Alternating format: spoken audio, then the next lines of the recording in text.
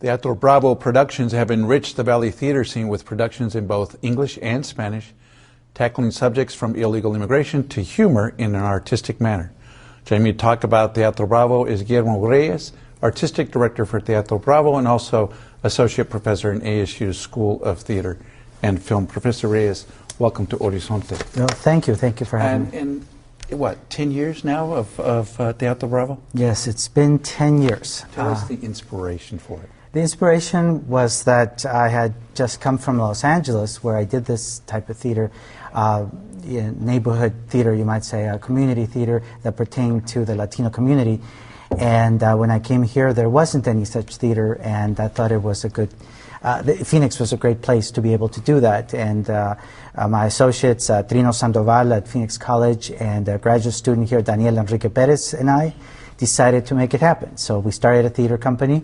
In the year 2000, we did Culture Clash, the play The Bowl of Beings by Culture Clash, and that was a comedy that had a great reception here. And so we started with that, and we have been doing it since. So you came from a city, Los Angeles, that has a great tradition in Spanish language theater and bilingual theater, to Phoenix, which, as you describe it, had none, at least at that time. Any surprises? Well, I was surprised that that people came as many as they did. I wasn't sure what to expect. We wanted to be cautiously optimistic, but I think our first show was a great hit, and I think that's what launched us, and I'm glad we were able to do that. I'm not sure I was surprised in any negative way. I think I was just delighted to see that there is an audience for Latino theater and for bilingual theater here in the Valley, and that's something that I was doing before, and I will continue to do as well. Now, you were the only one at the time. Has that changed? It has, because we've had growth in a lot of community teatros. New Carpa Theater is the one that comes to mind right now, because it was founded by a former student of mine, James Garcia, and he's a playwright as well, and he directs and he acts, and he's doing what I've been preaching. In other words, I like to believe that he learned from me, but he has his own resources as well. He's a very intelligent man, and his wife, Julie, also is a playwright, so they're doing their own thing, and I hope that we work together as a Latino community. Well, is there anything that makes Spanish language theater or bilingual theater unique, other than the language? Well, I think that we're dealing with not simply language, but we're dealing with multiple sensibilities. Language obviously affects that, but also there's nationality, there's the way that people interpret their reality. And so when we do a play such as Blood Wedding in Spanish, you're bringing a sensibility from Spain. Bodas de Sangre. We're bringing a sensibility, a poetic sensibility that is very Spanish, influenced by gypsy culture. But then when we're doing a play such as Women, the Women of Juarez, Las Mujeres de Juarez, that play is a very contemporary play about issues that affect the Latino community.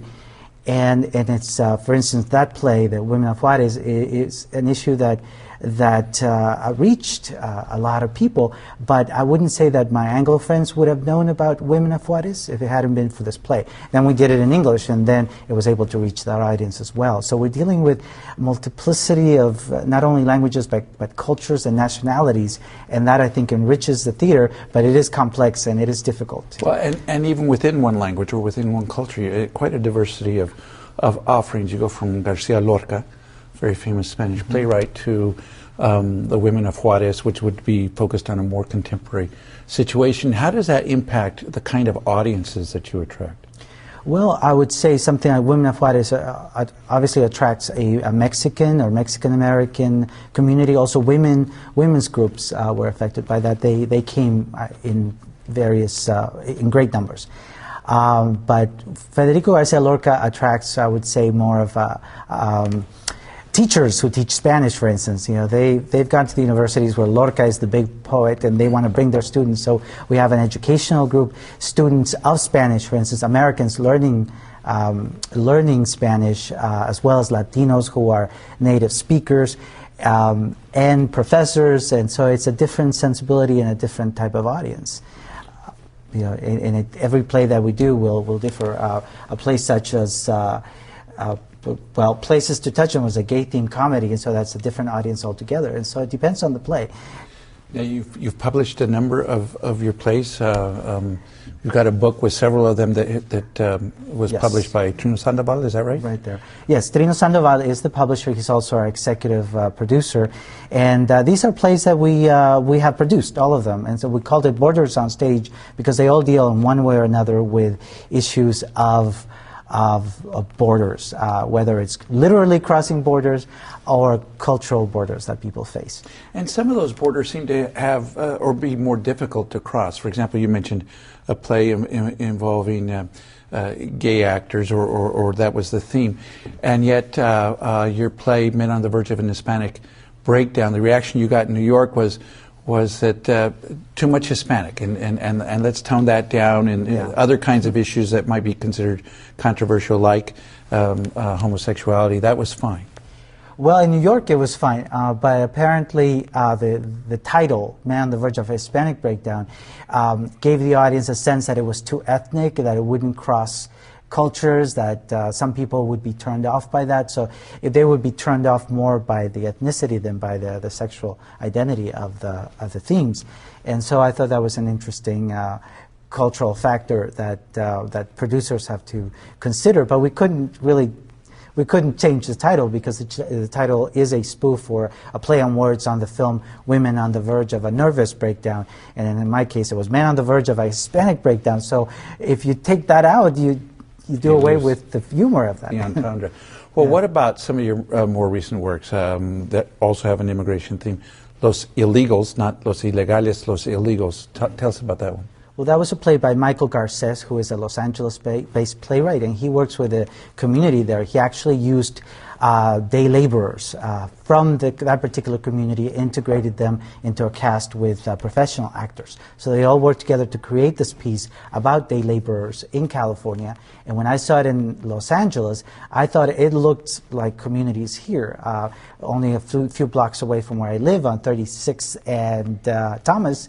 We had all these demonstrations outside of Pruitt's furniture store, for instance, both anti and pro-immigration, and you had quite a spectacle there for a while. And that's what the play reminded me of. So when we brought it here, it was for that particular reason, because it felt contemporary. For that particular reason, did it also resonate with the audiences here? Definitely. It did very well. And it was a bilingual play, so you had a real interesting challenge in that you had communities, both Spanish-speaking and English-speaking communities, and students who sometimes didn't speak Spanish. We're almost out of time. I want to make sure we talk about your upcoming production, Little Queen. Tell us about it. Little Queen is a comedy, and it is one of our most lighthearted comedies, but it still has a lot of the social issues. Teenagers goes to the Oscars. That's a short version of what that's about. But how he gets there and the social obstacles that he has to overcome are an important part of that. And when will it be out? May 22nd at the Viad Playhouse in the Park in downtown Phoenix. And when we talk about a production like that, give us a sense for the size and the complexity of it. It's got 5 actors, 5 local actors. It's in English in this case. And it's a very intimate play. It's done at the Playhouse in the Park, which only has about 200 seats, so it's a fairly intimate experience. It's a comedy, it's a social realism, and I think that it's a play that can be enjoyed by everybody. Guillermo Reyes, I'm sure we will enjoy it and look forward to further productions from Teatro Bravo. All right, thank you. I'm Jose Cardenas, and thank you for watching from all of us at Horizonte. Good night.